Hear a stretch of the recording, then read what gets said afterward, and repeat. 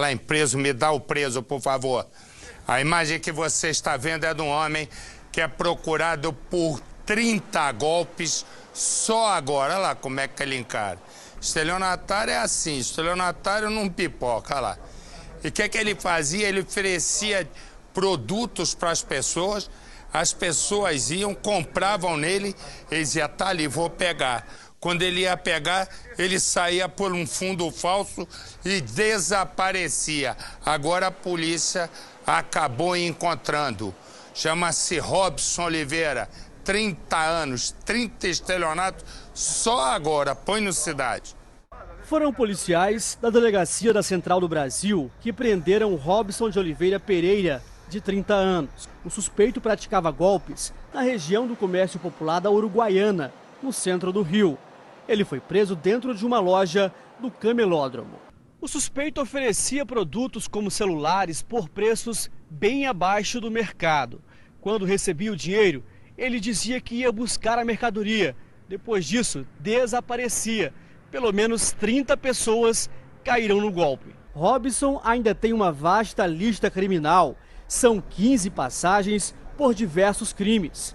Os policiais investigam outras pessoas que seriam comparsas do suspeito e fazem um alerta aos clientes na hora de realizar uma compra. As pessoas davam dinheiro na mão dele, algumas davam até o celular em contrapartida também, entendeu? Tiravam o chip, davam o celular para uma troca e nunca mais viam nem o dinheiro nem o celular. Pensa no seguinte, bandidos invadiram a casa de uma família bem nas margens da rodovia Fernão Dias, em Minas Gerais. A dona de casa conseguiu fugir, pediu ajuda, o sobrinho foi até o local, socorreu os tiros. Aí o policial chegou, plum, os militares pensaram que o moço que estava aqui era assaltante e atiraram. Atiraram no rapaz que acabou recebendo, né? Foi parar na mesa cirúrgica, recebeu alta, os policiais atiraram na pessoa errada. Põe no Cidade. As cápsulas das munições ainda estão no chão. Os tiros foram disparados por policiais militares chamados para atender a uma ocorrência de assalto nesta casa. A residência é dos donos deste restaurante, que fica às margens da rodovia Fernão Dias, perto de Pouso Alegre. A intenção da polícia era parar o carro onde estavam os assaltantes, mas quem estava no veículo era um rapaz que foi até o local para ajudar as vítimas. Veio para ajudar no que aconteceu. Diego Henrique da Silva Costa, de 29 anos, foi atingido por um tiro na perna. Ele é afilhado dos donos da casa. No momento em que a polícia chegou, ele saía para buscar ajuda. Tudo aconteceu por volta de 10 horas da noite. O casal havia acabado de fechar o restaurante aqui ao lado e já se preparava para dormir, quando uma mulher desesperada começou a bater na porta. Ela pedia ajuda, dizia que o carro dela estava estragado bem próximo daqui. Na intenção de ajudar, o dono da casa primeiro abriu apenas essa janela para conversar com a mulher. Mas foi nesse momento que ele foi surpreendido por um dos assaltantes que estava escondido bem aqui. O bandido colocou a arma aqui na janela e ordenou que o homem abrisse a porta. Foi o que ele fez. Abriu e deixou o criminoso entrar. Imediatamente também a vítima já deitou no chão e a essa altura um comparsa do bandido também já estava dentro da casa. Os dois reviraram tudo à procura de dinheiro e objetos de valor. Enquanto isso, a esposa do dono da casa conseguiu fugir aqui pelos fundos e pedir ajuda na casa de uma funcionária dela que mora logo ali embaixo. Com muito custo, voltou à rede, eu consegui falar com a minha irmã e a minha irmã acionou a polícia. Preocupada com a irmã, Sônia pediu ao sobrinho Diego para ir até o local. Eles chegaram pouco antes da polícia. Certo de que eram os bandidos que estavam aqui, o Diego subiu esse pequeno trecho aqui, essa estrada de terra, em alta velocidade, para tentar fugir. Segundo a polícia, foram dadas 3 ordens de parada para o rapaz, mas ele não atendeu nenhuma. Foi aí que os militares resolveram atirar. Estas imagens das câmeras de segurança de uma loja de queijos próxima ao local mostram o momento em que os policiais chegam. Eles param a viatura e se aproximam da casa a pé. 2 estão armados com fuzis e um com uma pistola. Pouco tempo depois, os militares voltam correndo e o carro, já atingido pelos disparos, para e apaga os faróis. Diego já recebeu alta. Os militares envolvidos foram encaminhados ao batalhão e vão ficar afastados até a apuração do caso por parte da Polícia Judiciária Militar. Olha a história dessa imagem aqui. Não precisa botar a imagem, não. Põe só aí que eu vou contar aqui primeiro. Corta aqui para mim. Pensa no seguinte. Vem um sujeito, ele vê ali, vem um caminhão, né, das Forças Armadas, caminhão da Marinha, com uma escolta. Uma escolta. E vai lá o caminhão das Forças Armadas com uma escolta. Rapaz vinha com a irmã no carro, perdeu a direção e atropelou um sujeito, um militar da escolta. Resumo o que aconteceu? Aconteceu o seguinte. Um fuzileiro naval, que também estava no negócio, pegou e, pau, atirou no rapaz, dentro do carro. O sujeito perde a direção, atropela um sujeito da escolta da Marinha, o fuzileiro que está na outra ponta não quis saber se o cara perdeu a direção, o que aconteceu? Pegou e atirou para matar, para matar. Põe a imagem agora para mim, faz favor. Vai vendo, ó. Esse é o momento da a esposa dele, ó. A esposa, abre o áudio, meu filho. A esposa dele sabe da morte do marido. Ela cai dura. A irmã do rapaz que estava no carro está evidentemente em estado de choque. E o fuzileiro naval que atirou para matar, pergunta se aconteceu alguma coisa com ele. Não, não foi preso. Olha a esposa.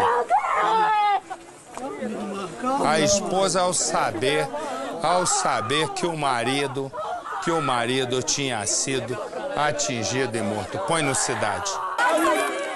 Parentes e amigos do motorista se revoltaram contra os militares no local do acidente. Felipe Jordão da Silva Ferreira, de 21 anos, estava nesse carro com a irmã. Ao fazer uma curva, ele atropelou um dos batedores da Marinha que faziam a segurança desse caminhão das Forças Armadas. Eles fizeram foi isso aqui, ó. Eles vieram correndo atrás do garoto, correndo, entendeu? Na certa, ele fechou o garoto, deu uma fechada no garoto, o garoto bateu com o carro, eles foram alvejar o garoto. Mataram o garoto dentro do carro. O fuzileiro que atirou vai responder o inquérito em liberdade. Ele foi ouvido, mas o conteúdo do depoimento não foi revelado. Já a vítima não tinha passagem pela polícia e era muito querida pelos vizinhos. Felipe era cobrador de uma van de transporte alternativo. A mulher dele se desesperou quando soube da notícia. Calma, irmã. Sai pra lá. Leva ela pra lá, A divisão de homicídios veio até o hospital para ouvir a irmã da vítima, que entrou em estado de choque e foi internada. Os agentes também estão em busca de imagens de câmeras de vigilância que possam ajudar a esclarecer o que aconteceu. Os policiais querem saber se houve uma execução ou se o militar agiu em legítima defesa.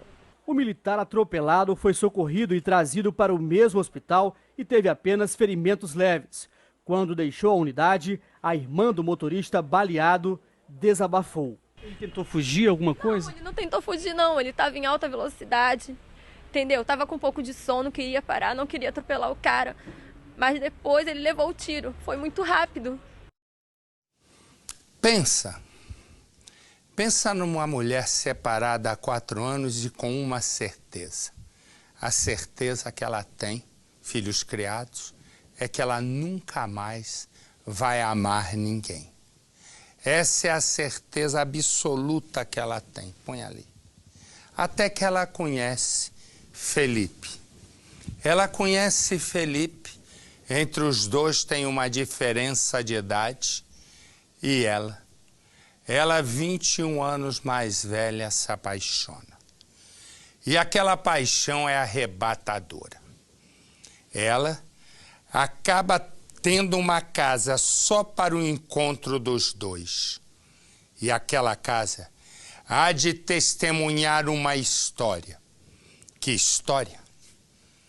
Eu volto já já.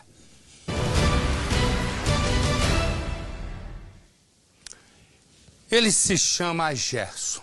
Gerson tem um amigo de infância, Reginaldo. Os dois disputam a mesma namorada. Só que ele larga a namorada, o outro pega. Num determinado momento, o outro descobre que ele tá com a namorada. Glisiele chama-se. E aí, ele acaba morto. Põe no Cidade. Dona Nazaré Maria Fernandes não consegue acreditar na morte do filho. Pra mim vai fazer muita falta, ele era muito bom. Gerson Rosa Fernandes, de 26 anos, foi assassinado em uma casa abandonada da cidade.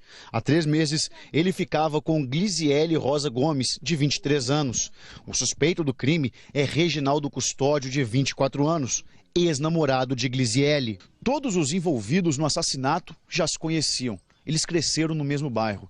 Gerson e Reginaldo eram amigos. Glisiele namorou o Reginaldo por cerca de 3 anos. Os dois chegaram a ter uma filha, mas já estavam separados há aproximadamente 7 meses. Reginaldo não suportava a ideia do fim do relacionamento e fazia várias ameaças à ex-companheira. Ele falava o quê? Que se eu largasse dele, ele ia me matar quem estava comigo e depois ia se matar. Isso aí ele falava direto. Gerson sabia do temperamento agressivo de Reginaldo. Com medo do amigo, ele preferia ficar com Glisiele em locais escondidos. Na noite do crime, os dois resolveram se encontrar nesta casa abandonada, que fica a poucos quarteirões de onde moram. Eles conversavam quando, segundo a polícia, uma usuária de drogas avisou Reginaldo onde os dois estavam. Em seguida, o suspeito veio até aqui e encontrou o casal. Vítima e assassino começaram a brigar. Eu pensei que não era facada, pensei que estava dando era pedrada. Aí o Gerson, o que está acontecendo? Aí o Gerson aí oi, aí nem falar oi e foi e caiu pro chão. Glisiele ainda tentou separar a briga e acabou ferida. Ela foi atingida na perna e precisou de atendimento médico. Desde a noite do crime, Reginaldo não foi mais visto. Para você que está fora de São Paulo, eu desejo uma excelente noite. Fique com Deus, um forte abraço e amanhã nós nos encontramos aqui no nosso Cidade Alerta. Boa noite. E nós? Contava eu sobre a história de Eliane. Eliane, 43 anos, separada há 4, e ela tem uma certeza. Nunca mais vai amar um outro homem. Mas aí ela conhece aquele ali, Felipe, 22 anos. Há 5 meses, a filha preocupada disse: mãe, vem pra cá, pra perto de mim. Ela foi. A questão é, ela manteve a casa antiga para se encontrar com Felipe. Felipe é uma belezura, até que de repente começa a pedir dinheiro para Eliane. Eliane conta para a patroa dela que apanhou de Felipe, que vai terminar tudo. Mas ela teme, o namorado está cada vez mais violento. Naquele dia ela sai do trabalho e não chega em casa. Imediatamente a família se desespera. Felipe também some. Eliane e Felipe estão desaparecidos numa história que começa assim. De tão sofrida, Eliane já não sabe o que é amar outra pessoa. Os filhos já estão criados e ela tem até uma neta. Mas depois do divórcio e da morte do filho num acidente, Eliane fecha o coração. Não quer saber de outro homem. Até conhecer Felipe. Você sempre vem nesse bar aqui? A conversa do rapaz, 21 anos mais novo, pouco a pouco vai conquistando o coração de Eliane. Ela trabalha e tem uma confidente, a patroa. É para ela que Eliane conta sobre o novo amor. Eu conheci um rapaz que eu tô apaixonada. Ai, que lindo! Por isso que eu tô chegando atrasada de vez em quando. Com o passar do tempo, ela fica tão envolvida que passa a deixar a família de lado, a ponto de já não dar mais atenção para a filha, que, preocupada, convence a mãe a ir morar numa casa no mesmo quintal em que ela vive com o marido. Mãe trabalha demais, não dá tempo. Ah, mãe, por favor, vai morar com a gente lá no quintal. Tem Ai, uma casinha filha, lá. tem casa lá? Tem sim, vamos lá com a gente. Ah, eu você olha pro meu filho. Eliane se muda para perto da filha, mas para evitar problemas com a família, mantém a antiga casa para receber o namorado. E, claro, pro Sapeque Yaya. O problema é que esse amor é uma via de mão única. Felipe não está nem aí para Eliane. É viciado em drogas. Enxerga na namorada uma fonte de renda para sustentar o vício. E não demora muito para ele pedir dinheiro emprestado. Nossa, eu tenho isso aqui. Mas eu vou precisar desse dinheiro. Quem vai precisar o quê? O que você vai fazer com esse dinheiro? Não interessa pra você o que eu vou fazer. Lógico que interessa. Eu trabalhei o dia inteiro pra ganhar não. isso. Tô cansando, você vai. O pouco que Eliane ganha como diarista, além de ajudar nas despesas da casa, ela ainda passa a gastar com o namorado. E isso vai desgastando a relação. E as brigas passam a ser constantes. Não, você não vai sair agora, eu vou te dar dinheiro, você fica aqui comigo. Eliane conta para a patroa que apanhou de Felipe e que vai terminar o relacionamento, mas está com medo. Ele a ameaçou de morte. Eliane sai do trabalho, mas não chega em casa. A filha se desespera e passa a procurá-la em toda parte. Descobre a casa que ela mantinha só para encontrar Felipe. Os vizinhos contam que viram o casal chegar e depois ouviram os dois discutindo. Essa foi a última vez que Eliane foi vista. A briga feia, daquele dia nunca mais vi Dona Eliane. A filha, então, decide procurar o namorado de Eliane e descobre que naquela mesma noite Felipe chegou a ser preso depois de colocar fogo na casa da mãe dele. Teve um problema aí, depois que ele colocou fogo aqui na minha casa. O motivo? A mãe de Felipe recusou dar mais dinheiro para ele comprar drogas. Onde ele tá? Na manhã seguinte, Felipe foi solto e internado numa clínica de reabilitação, mas fugiu. Eliane era uma avó presente e a filha acredita que ela jamais desapareceria sem dar explicações para a família. Para a filha, Felipe é responsável pelo sumiço de Eliane. Pega. Neste vídeo caseiro, o retrato do amor entre uma avó e a neta de pouco mais de 1 ano. Oh, princesa. É linda, vovó. Vai tudo pagar. Bom, foi lá. Durante os cuidados da hora do banho, Eliane faz questão de pedir para a filha registrar o momento em que ela cuida da primeira neta. Tira a foto de mim dela. Levanta, Nicole. Levanta, Cole. Cole, toma. Levanta. Todas essas imagens agora estão apenas nas lembranças dessa filha. Eu não sei o que eu faço da minha vida. Porque eu já perdi o meu irmão, eu não vou aguentar perder a minha mãe. E eu ainda tenho... É muito difícil. A minha irmã mais nova me liga e fala, Nath, você sabe da mãe? Eu falo, eu não sei. Eu não sei. Ela fala, eu quero a minha mãe. A mãe de Natália, Maria Eliane da Silva, de 43 anos, está desaparecida. Uma mulher batalhadora, como diarista, sustenta a família, sempre presente na vida dos parentes e dos filhos. Encarou uma separação há 4 anos, enfrentou a dor de perder um filho aos 16 anos, vítima de um acidente. Depois disso, estava solteira e sofria de depressão. Há 4 meses, conheceu Felipe Eichenberg Gomes, de 22 anos. Mudou completamente de comportamento depois que iniciou esse relacionamento. Ele se aproveitou completamente do descontrole emocional e psicológico dela e começou a arrancar dinheiro dela. Eu só descobri depois do desaparecimento dela, as ameaças que ele fazia para ela. E ela mudou assim o comportamento. Ele conseguiu entrar na mente dela, afastar ela da gente, fazer ela mentir pra gente. Eliane tinha passado uma temporada no Piauí. Quando voltou para São Paulo, não quis morar com a filha, que estava prestes a ganhar neném.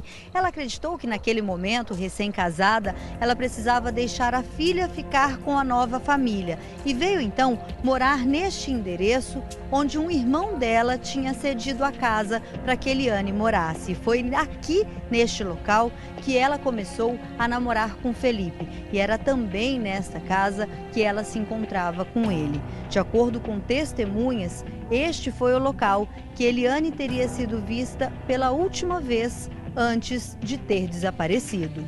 Quando a Natália começou a procurar por pistas que levassem até o paradeiro da mãe dela, ela foi até o antigo endereço da mãe, ou melhor, o que ela achava que era o antigo endereço. Quando ela chegou no local, descobriu que a mãe nunca tinha deixado de ir até aquela casa e era lá que ela continuava se encontrando com o Felipe. O que ela também descobriu é que uma noite antes da mãe desaparecer, teria acontecido uma briga no imóvel e os vizinhos teriam ouvido gritos da mãe dela numa discussão com o Felipe. É muito vago, mas o que você sabe é que teriam ouvido esses gritos. Sim, sim. Ouviram esses gritos e antes da briga ela deixou essa sacola com a vizinha, falou para a vizinha ficar com a sacola porque ela não tinha chave da própria casa. Essa é a sacola que ela Isso. deixou com uma vizinha. Isso. Você pode mostrar pra gente? Posso. Só tem algumas roupas mesmo dela, assim, nada demais. Então quando eles voltaram, eles já voltaram brigando e já era tarde, por isso que a vizinha não foi entregar a sacola. Felipe teria saído de casa e Eliane não foi mais vista. À noite, ele chegou a ser preso e trazido a esta delegacia. O motivo? Ter colocado fogo na casa da própria mãe, que teria se negado a dar dinheiro para ele comprar drogas. Felipe foi preso, solto e chegou a ser internado numa clínica para usuários de droga, mas fugiu. Ele também é considerado desaparecido. Há cerca de 5 meses, a Eliane se mudou para esta casa. Fica praticamente no quintal da casa da filha. A Natália já tinha pedido muitas vezes para a mãe ficar mais próxima dela, da neta, com a irmã de 13 anos por aqui. A Eliane, depois de tantos apelos e pedidos das filhas, veio para este imóvel. A mudança ainda está por aqui, ela estava organizando toda esta parte, os móveis. Ela não tinha nem terminado de montar, mas ela mentiu para as filhas. Disse que ela tinha entregado as chaves daquele outro imóvel e que não tinha mais nada a ver com aquela casa. Só depois do sumiço, as filhas ficaram sabendo que, na verdade, ela continuava indo lá naquele local. Desesperada, a Natália não sabia mais o que fazer. Começou a revirar as coisas da mãe aqui mesmo na casa. E o que você encontrou, Natália? Eu encontrei essa carteira com o número dele dobrado, né, com a própria letra dela, o número dela e o dele.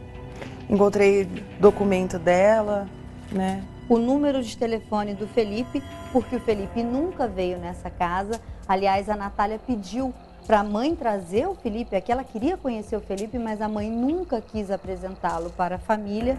E com o número de telefone, a Natália achou que tinha encontrado uma pista, mas na verdade já caiu na caixa postal? Isso, foi muito vago. Tanto o número dela quanto o dele, só caixa. Desde o dia que eu descobri, eu já tentava ligar em só caixa postal. A Natália viu a mãe pela última vez numa quinta-feira, estava dormindo aqui nesta cama. E a Natália achou estranho que eram por volta de 8 horas da manhã. Naquele horário a mãe dela não ficava deitada, trabalhava, tinha faxina todos os dias. Então a Natália veio até a cama para conversar com a mãe, que disse apenas que tinha perdido o horário, mas que ia sim se levantar para ir ao trabalho. Tinha faxina marcada naquele dia. A filha, ouvindo isso da mãe, saiu para ir ao trabalho. Não sabia, mas aquela era a última vez que ela tinha visto a mãe. Depois, Natália saiu. E foi com a patroa, amiga e confidente, que Eliane conseguiu se abrir e contou a tortura que estava vivendo no relacionamento conturbado, marcado por violência com Felipe. Nessa briga, ele deu um tapa na cara dela. E ameaçou de morte. E ele falou para ela, você pegou pelo braço dela, que ela me contou, e falou para ela: você toma cuidado comigo que você não sabe com quem você está lidando. Ela tenta ter esperança, mas também já não descarta o pior. Infelizmente, eu não tenho esperança de achá-la com vida. Minha amiga, minha confidente, era minha irmã. E você acha que o Felipe tem diretamente participação nesse sumiço dela? Tenho certeza. Tenho certeza. Porque a mesma mão que bate é a mesma mão que atira, que tira uma vida. O caso é tratado por enquanto como um grande mistério, difícil de ser vivido para a família e para os amigos. A minha esperança é que ela apareça, sabe, viva, para a gente poder dar um tratamento psicológico e espiritual para ela, porque é o que ela está precisando, mas o que eu acho que aconteceu, pela lógica, assim, não tem esperança dela aparecer com vida. Eu não sei o que ele pode ter feito, eu tenho até medo de pensar. E esse é o casal desaparecido. E eu sempre deixo essa imagem, porque vai que a gente consiga, né? Alguém viu, alguém conhece. Deixa eu dizer uma coisa, corta aqui para mim. Deixa eu dizer uma coisa. Eu estava em casa, lendo um dos cadernos de encarte da Folha de São Paulo. E era uma revista que chama-se, que eles colocam Revista São Paulo. E ao ler aquilo, tem uma coluna, lá entre muitas, mas tem uma coluna que eu gosto de ler, escrita por uma pessoa que chama-se Silvia Correia, que eu não conheço, que é uma coluna sobre bichos. E vinha um número que anda, aqui ó, mostra ali os papagaiozinhos. Corta aqui para mim. E ao ler, tinha um número para mim assustador. E qual é a coisa assustadora? O Brasil, só nesses primeiros 5 meses do ano, nos primeiros 5 meses do ano, janeiro, fevereiro, março, abril, maio. Nos primeiros 5 meses do ano, vou dar em números redondos, 12 mil animais silvestres foram apreendidos pelas diversas polícias na mão de traficantes de animais. A seguir esse número, nós vamos terminar o ano de 2015 com cerca de 30 mil animais sendo apreendidos na mão de traficantes. Imagina o número, né, de animais silvestres, mico, papagaio, cobra, enfim, uma série de animais que são mandados para o exterior ou vão parar em pet shops, enfim, coisas clandestinas.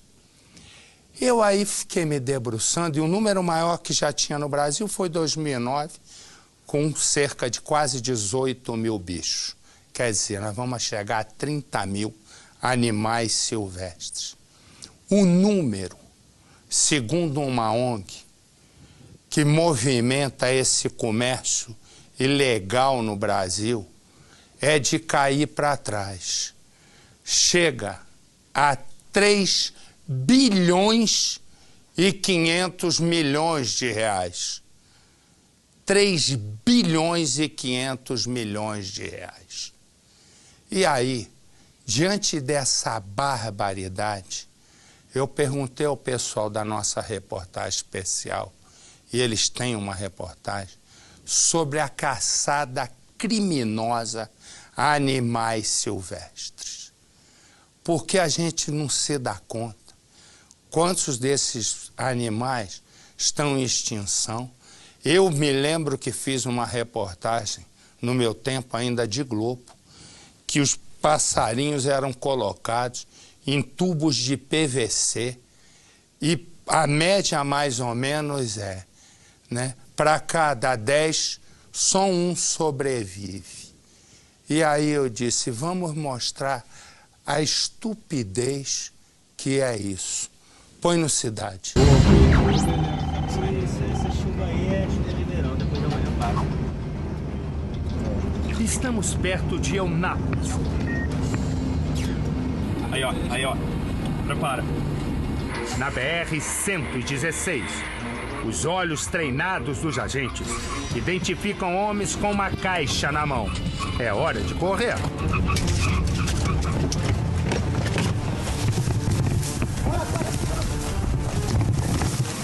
Os fiscais são obrigados a pular cercas de arame farpado.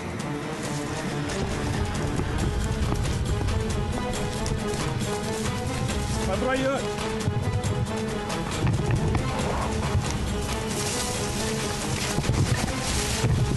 Os traficantes desaparecem. E agora começa um trabalho de muita paciência. É preciso usar técnicas dos mateiros, homens que sabem andar na mata, observando pequenos detalhes das trilhas.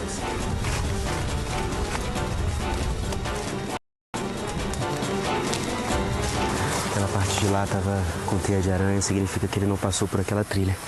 Eu desconfio que ele tenha vindo por esse lado de cá e tenha descido aqui. Destruído ali. Olha, pedaço de caixa, olha aqui, que eu achei. Isso aqui é daqui. Pena de papagaio. Isso. Olha, junto com a caixa, destruída no chão. Ali mais um pedaço. Tá vendo? Isso tudo na trilha por onde eles fugiram. Para combater a esperteza dos traficantes, os agentes também têm lá os seus truques. Olha, ó, mostra, ele vai fechar a porta. Vai fechar a porta como se estivesse indo embora. Baixou, bateu a porta. O outro carro veio também seguindo a gente. E a estratégia agora é essa. Se tudo acontecer como acontece com frequência, os traficantes vão voltar para aquela região ali, para aquela área. Por isso, a gente já segue, a configuração dos carros mudou. Quem está dirigindo agora é a Raquel. Esse banco da frente aqui ficou vazio porque o Anderson fingiu ter entrado no carro e, na verdade, foi engateando pelo meio do mato. As equipes se dividem. Uma parte fica na estrada. Cabral, na escuta? Raquel.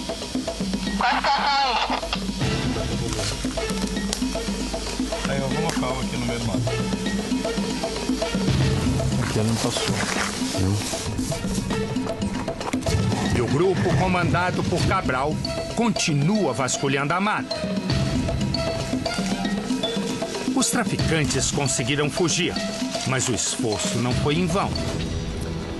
E aí, o que achou aí? Olha só o que eles deixaram para trás. O que é isso aqui? É um periquito. Isso mostra que não há a menor preocupação com a saúde dos animais. Só com o lado deles. Fugiram e isso ficou aqui. Imagina, se os fiscais não acham esse periquito, eles iam ficar aqui. E detalhe, começando a chover forte agora, e eles iam ficar aqui dentro dessa caixa tomando chuva. Certamente iriam morrer. Eles estavam exatamente nesse ponto. Os dois rapazes estavam aqui com o que parece ser um papagaio em cima de um puleiro improvisado, como se fosse uma vitrine de uma pet shop. Os periquitos tiveram a cauda arrancada para ficar parecidos com filhotes de papagaio. As pessoas que compram esses animais erram 2 vezes. Sustentam o tráfico ilegal e ainda por cima compram gato por lebre.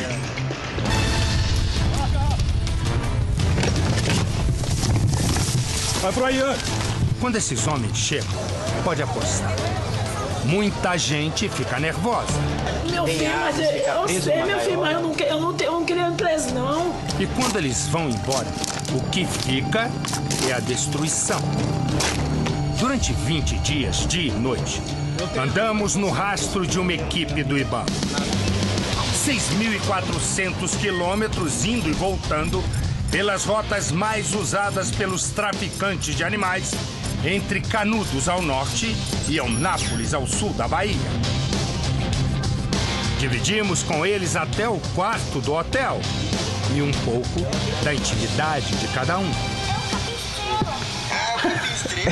É o Capim Estrela, tá vendo? Cabral, Anderson, Guilherme, Reinaldo, Raquel. Essa é a turma que vai desbravar o sertão da Bahia, atrás de gente que condena animais silvestres a uma vida de sofrimento. Leva tanto que, colega? Leva tudo aí. Tem 5 aí. Tem 5 aí, eu te faço 40.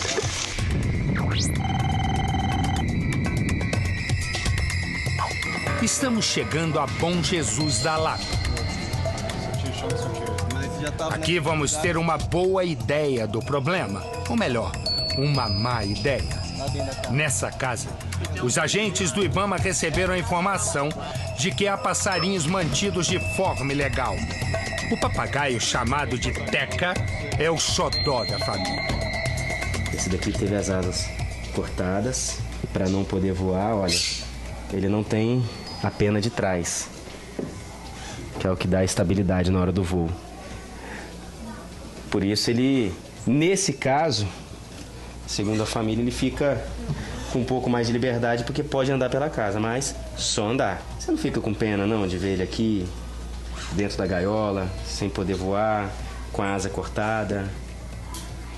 Às vezes, né? Às vezes fica com dó, gente. Era pra estar voando, né? Pra onde ele quisesse ir mesmo. Como é que você conversa com ela? Teca. Repare, as meninas estão tão acostumadas com o bicho que acham normal mantê-lo dentro de casa e de uma gaiola.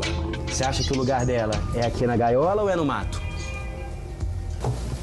Na gaiola. Na gaiola? Os maus tratos não se limitam ao papagaio. Essa parte de cá tem muito passarinho. 1, 2, 3, 4, 5, 6, 7, 8, 9 gaiolas. 10 passarinhos, um alçapão, uma armadilha. Aqui o alçapão. Um galo de rinha. O teu galo é permitido. Você não pode colocar os animais para brigar. Isso aqui é lesão provocada por rinha.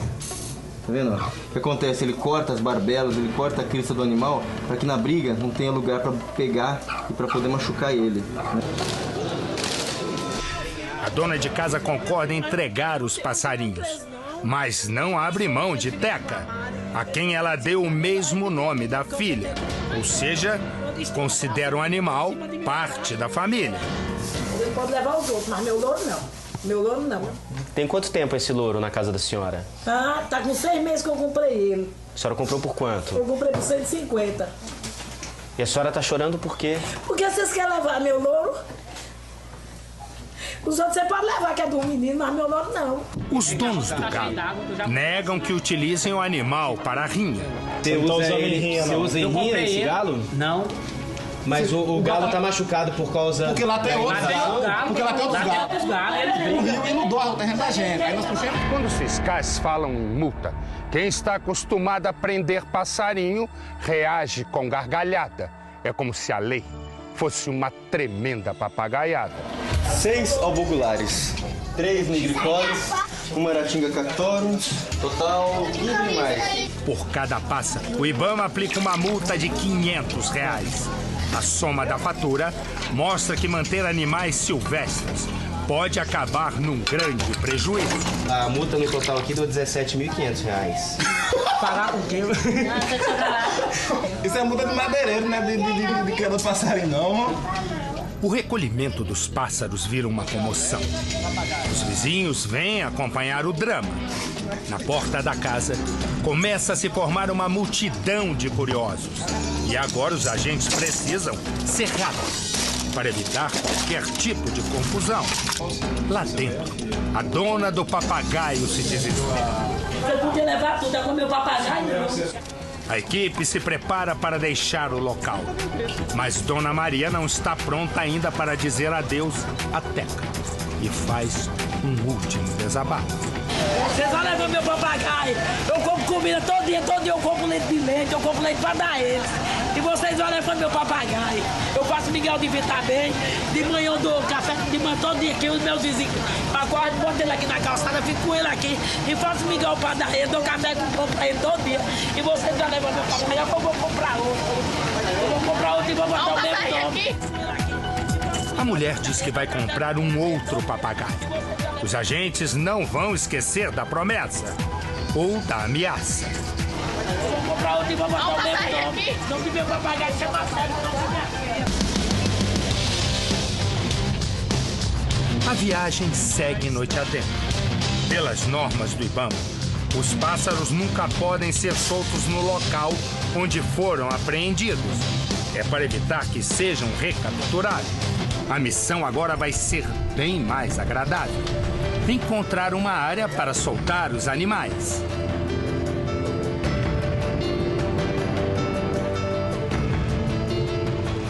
Esse lugar foi escolhido de forma estratégica, não é isso, Cabral?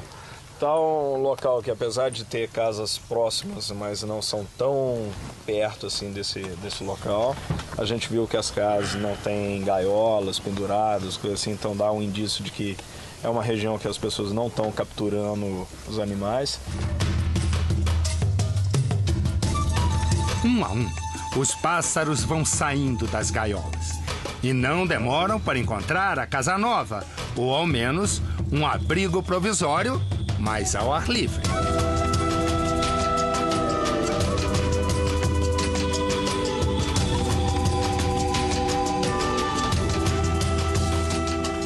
Essa é a parte boa do trabalho. É a parte boa.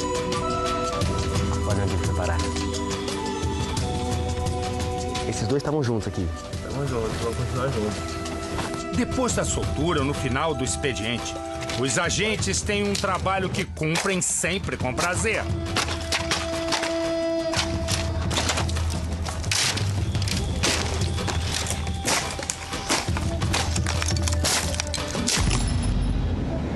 É a destruição das gaiolas. Durante os dias em que passamos com eles, centenas delas foram quebradas e pisoteadas. Até o nosso repórter participou do ritual. Para eles, é a segunda parte mais legal do trabalho, claro. A primeira é soltar os pássaros. Às vezes são tantas que é mais fácil juntar tudo e fazer uma grande fogueira.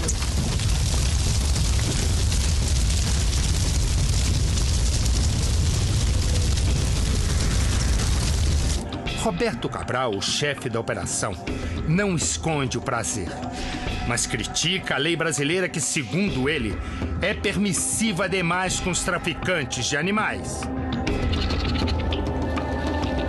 A lei não diferencia quem tem um animal de estimação e quem captura para vender. Quem é pego com um ou quem é pego com 300 animais sofre a mesma punição. Ele está vivendo do tráfico e ele sabe que a punição dele vai ser branda. Então vale a pena. Vale a pena ele continuar pegando os animais, porque quando ele for pego de novo, vai ter que comparecer a um juízo e provavelmente vai ser condenado quando for a uma cesta básica. É justamente por causa da lei branda que há tanta gente vivendo de vender animais silvestres. As histórias de crueldade vão se acumulando ao longo da viagem.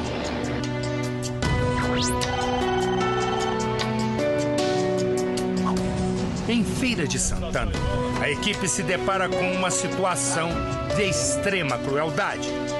As vítimas dessa vez são os saguis. Foram encontrados uma espingarda, 3 saguis e vários passarinhos. É um animal que gosta de saltar de árvore em árvore, tem uma vida ativa. E agora está aqui enjaulado, uma gaiola pequena, 3 deles, olha só. Os donos da casa, seu Manuel e a esposa, são muito pobres e idosos. Para variar, dizem que os bichos não são deles. Isso aqui é do senhor, seu Manuel? Esses estilingues aqui? Era do moleque quando tava aí caçando. Que moleque? O que pegou esses macacos. É o que do senhor? Que você já falando que é meu é o que do senhor? É filho. É filho? É. Não, moleque não é filho da gente, não. Isso daí já é comum. Começam a se contradizer, tentando justificar a presença desse tipo de material, dos saguis. Os 3 saguis são levados para o centro de triagem de animais silvestres em Salvador. Já na chegada, recepcionados por bichos da mesma espécie, curiosos com os novos vizinhos.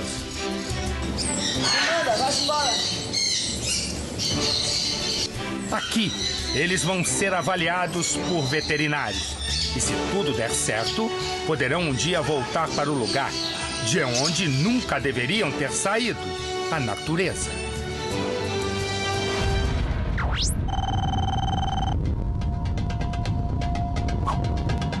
A patrulha pelas estradas da Bahia continua. Em Vitória da Conquista, um rapaz carregando uma caixa também chama a atenção da equipe. Tá com Canadá Terra. Ele se chama Reginaldo. Diz que mora numa área rural.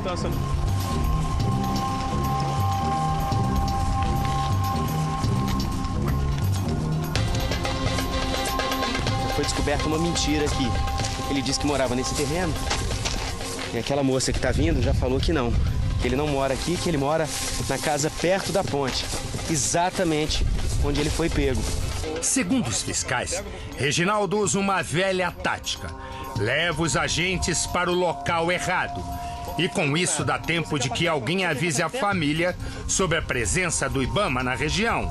Eu vou fazer a apreensão do animal. Se você me fizer perder tempo, eu vou te levar preso por obstrução. Então uma coisa que você resolveria fácil, você vai ficar na delegacia. Finalmente chegamos à casa de Reginaldo. O pai dele, Edivaldo, e a mãe, Terezinha, estão preocupados. Já tinha entrado passarinho aqui na casa da senhora? Não. Não? Não. Como que ele conseguiu o passarinho? Eu não sei, eu estava por de casa, ele saiu e chegou com esse passarinho. Ficou preocupada? Ficou assustada aí de ver? Porque eu nunca vi. Hã? Eu fiquei preocupada, porque eu nunca vi polícia chegar na minha porta. Achou que ele ia ser preso? Achei, porque o negócio de passarinho eu não quero. Bem perto da casa, debaixo da ponte, há passarinhos mantidos de forma precária. Se levantar isso, vai fugir. Isso daqui é o que mantém eles aí. Tem mais aí? Este pássaro está engaiolado no fundo de um saco, sem ar e sem luz. Dá a impressão de que nesse tempo que a gente foi lá e voltou, alguém escondeu. E o cachorro da família fica amarrado por ali, como se estivesse vigiando os animais. Dona Terezinha dá uma explicação que não convence os fiscais. Diz que apenas alimenta os pássaros que não são dela. O verdadeiro dono, segundo ela, teria viajado. Quem são os passarinhos que ficam aqui? Os passarinhos é do filho da velha que mora por lá de também, sabe? Também não barro preto. Que menino que dá comida aqui? É os pequenos meus lá, é os teus. Seus filhos dão comida desses tudo pequeno, porque eu tenho 13 filhos. A equipe não acredita numa só palavra e decide vasculhar as 2 casas que pertencem à família. Isso aqui é pra fazer estilingue. Isso aqui? Cheio de borracha. A situação vai se complicando. Um dos fiscais pediu para entrar nessa casa que fica do lado. Logo que ele entrou, olha o que ele achou. Uma pele de raposa. E ele disse que essa raposa foi atropelada aí na rua e ele trouxe para deixar o couro aqui e fazer um banquinho. Já surgiu uma outra desconfiança. Será que, além de capturar passarinhos, eles estariam caçando aqui na região? Essa cabeça é o quê, senhor? Eu não conheço não isso aí não, eu achei ele na beira do açude. Esse estilingue aqui é pra quê? Não, eu tava... Hein? Eles me trouxeram lá da rua, eu fui, fiquei em casa aí e tava andando com eles, sabe? O dia chega ao fim na BR-116, mas o trabalho dos fiscais ainda não terminou. Daqui, Luciano vai para a delegacia responder pela posse ilegal de arma de fogo. terá que pagar fiança de 1 salário mínimo e multas pela posse dos passarinhos. Total do prejuízo, R$ 2.500.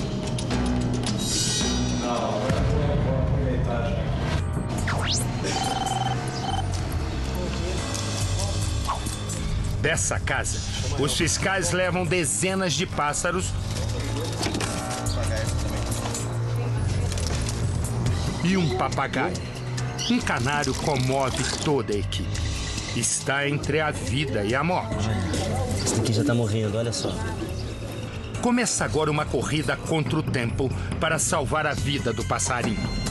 O pessoal trouxe para dentro do carro, ligou o ar-condicionado para refrescar um pouco, ver se alivia para ele e tenta ressuscitar.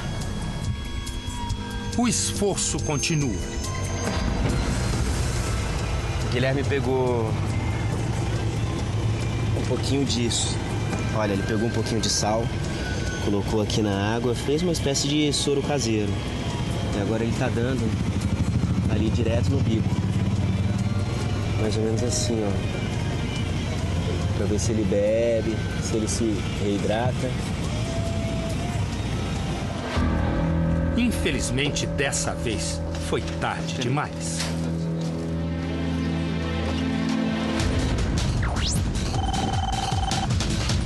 Estamos a caminho do Centro de Triagem de Animais Silvestres de Vitória da Conquista, o CEPAS. A gente acabou de chegar, os pássaros que a gente aprendeu, os fiscais aprenderam, numa espécie de hospital de animais silvestres.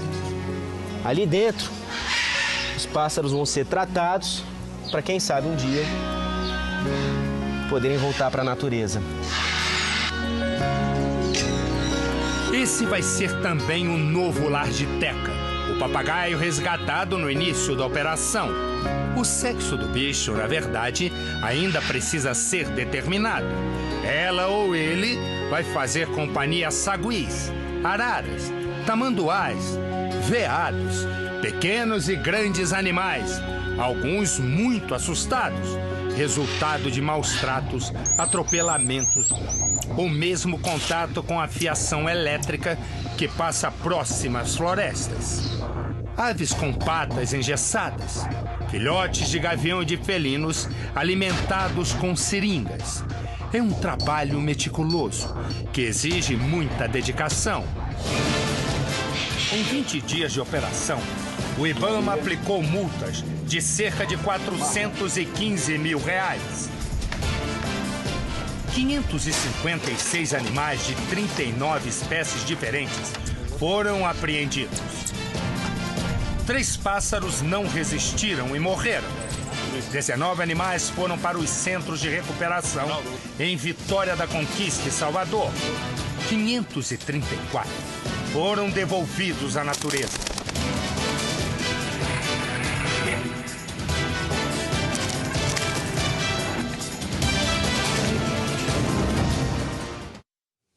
Minha pergunta é, para quem fica pegando os bichinhos e trancando, alguém gostaria de viver assim? Só vagabundo, ladrão, desculpa o termo, né, que se acostuma com a cadeia. E isso dá, esse comércio, que esses passarinhos todos presos, são para ser vendidos.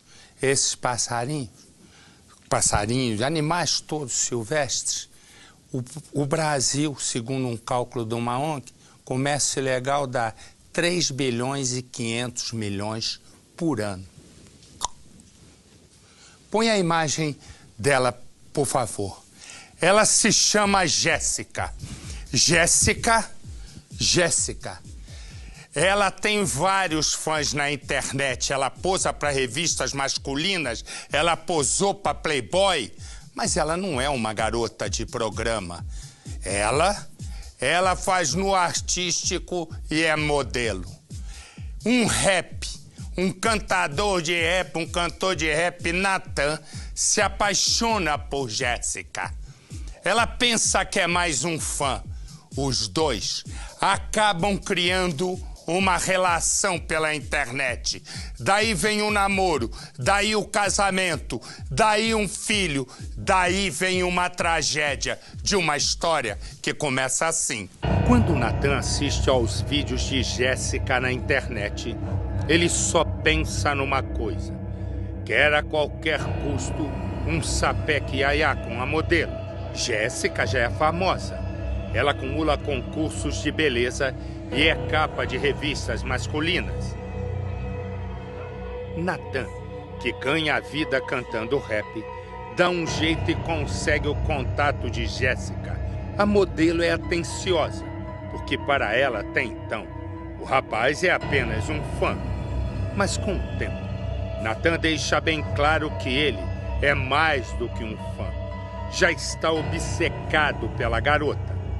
E deixa claro também que está apaixonado e propõe um encontro. Não, vou terminar aqui, me arrumo e vou.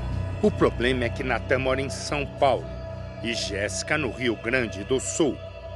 Mas nada que a vontade do amor não resolva. E eles decidem que o primeiro encontro vai ser numa casa noturna do Rio de Janeiro. Os dois se encontram e Jéssica se encanta por Natan. Da balada pro sapeque iaiá é rapidinho. E rapidinho também, Jéssica fica grávida. A modelo decide morar com Natan e a sogra em São Paulo. Mas assim que a filha do casal nasce, Jéssica decide que é hora de voltar a trabalhar. Ela conversa com o marido. Natan fica transtornado.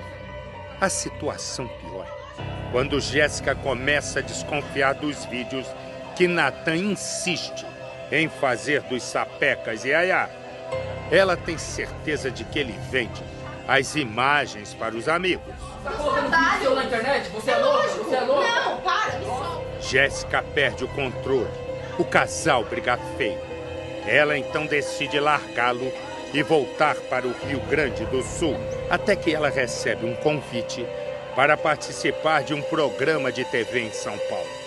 Depois das gravações, a modelo vai até um bar com as amigas e numa das fotos aparece acompanhada. As fotos vão para as redes sociais e quando Natan descobre, ele enlouquece. Liga imediatamente para a Jéssica. Diz que os dois precisam conversar. Aqui surgem duas versões para a história de Jéssica. Você entra? Entra. Na versão de Jéssica, quando eles se encontram, Natan pega o celular e vê mensagens de amigos e também fotos eróticas da modelo. Nessa hora, ele começa a divulgar as fotos com mensagens pornográficas. Os dois discutem e a modelo é espancada. Você é louca? Caramba! Já a versão de Natan é assim. Para ele, Jéssica veio a São Paulo para se prostituir. E no celular, ele encontrou fotos da ex-esposa com supostos clientes. Jéssica chegou na casa do ex-marido completamente bêbada, diz ele. A única parte da história em comum e que os dois concordam é que a modelo levou uma coça daquelas. Quantos clientes você tem? Fala pra mim. Fala. Foi agredida. A jovem afirma que veio a São Paulo para uma seleção de modelos para um programa de TV, que depois dos testes aceitou acompanhar amigos na noite paulistana. Jéssica contou que se divertia com amigos dessa casa noturna que é muito conhecida em São Paulo, quando o telefone tocou. Do outro lado da linha estava Natan, o ex-namorado. Segundo ela, ele estava interessado em uma fotografia que tinha acabado de ser postada na internet. O ciúme para ela ficou evidente, porque na foto ela aparecia ao lado de outros homens. Explicou então para o rapaz, pelo que disse em entrevista, que se tratavam apenas de amigos. Ainda assim, num tom tranquilo, Natan a convidou para ir até a casa que estava naquela noite. Jéssica aceitou, acreditando que ao sair da casa noturna, ainda de madrugada, teria apenas uma conversa com o ex-namorado, e que essa conversa não evoluiria para uma briga, muito menos para uma agressão. Jéssica faz pose em frente ao espelho da boate Está bem vestida, usa uma saia curtinha e roupa agarrada. A fotografia foi tirada dentro do banheiro, minutos antes dela sair de lá e ficar cara a cara com o Natan. São mais de 20 quilômetros até o local em que ela foi. Batemos palmas para chamar Natan, mas quem aparece na casa é a mãe dele. Ela não quer aparecer. Depois de nos receber com gentileza, a mulher desce as escadas. É o cenário da confusão. A briga aconteceu ainda durante a madrugada, lá embaixo, na casa onde vive a mãe de Natan. Segundo ele perdeu a cabeça no momento em que pegou o telefone da ex-namorada e viu no aparelho mensagens de outros homens. Foi nesse instante em que a discussão se transformou em agressão física. Apesar de ouvir da mãe de Natan que ele não está ali, Natan aparece minutos depois. Está à vontade, de boné e com uma corrente grossa dourada no pescoço. Natan está decidido a contar a própria versão do que ocorreu. É que ela é uma garota de programa, né? Ela faz programa e quando eu conheci ela eu já sabia, né? Ela tenta esconder isso de todo mundo. E aí o que acontece? Eu tentei com ela fazer a gente tem uma filha, sabe? Aí ela pegou e a gente separou, ela voltou a fazer isso de novo, voltou com a carreira dela, né? Jéssica rebate as acusações, nega ser garota de programa. A meta dele agora é queimar o meu filme.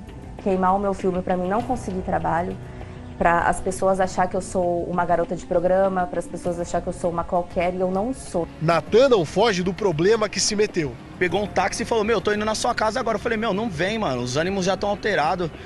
Eu tô nervoso contigo, não vem. Ela insistiu, vou ir na sua casa, e veio. Aí chegando aqui aconteceu a agressão. Insiste dizer que foi a ex que provocou a briga. Eu vi tudo naquele celular. Eu tenho as mensagens, eu tenho a prova. Que ela tava fazendo programa e deixou minha filha no Rio Grande do Sul. É um assunto ainda inacabado. E a pessoa quer a fama em cima das costas dos outros, sabe? A pessoa, ao invés de fazer só o BO, que é a parte dela, ela tá levando pra mídia. Só que ela tá saindo feio, porque todo mundo vai saber que ela faz programa. Se eu fosse fazer programa, tu acha que eu ia morar aqui? Se eu fizesse programa, eu estaria bem. Eu estaria de carrão, eu estaria morando em outro estado, num apartamento maravilhoso, porque é essa vida que essas meninas levam. Eu vi ali que tinha mensagem de prostituição, tinha mensagem de adultério. Então eu agi como um ser humano e vou pagar com as minhas consequências. Natan admite que foi covarde. Eu não preciso usar martelo, né, pra agredir uma mulher. Se eu for usar martelo, eu sou mais covarde ainda. Não existiu martelo, foi só agressão física mesmo. Hoje postou fotografias da filha e acrescentou: tu não tem culpa de nada. Prometo que vou ser mãe dedicada e esforçada. Quando ele me batia, a primeira coisa que eu lembrava era da Vitória. E tipo, eu tava tão braba também, porque eu pensei, o que eu tô fazendo? Eu tava tão feliz, eu tava numa festa, eu tava com amigos, eu tinha feito um teste para um programa de televisão, eu estava com o pessoal da equipe, então eu saí de lá para procurar isso, sabe? Só que eu nunca imaginei que ele fosse fazer isso comigo.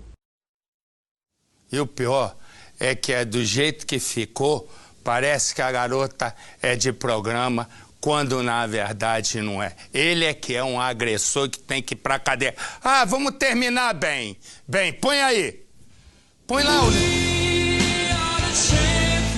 Nós somos os campeões. Cidade Alerta. Cidade Alerta. Em primeiro, no coração, no nosso coração brasileiro. Fique agora com a novela da família brasileira, Os 10 Mandamentos. Fique com Deus, boa noite, sobe o som.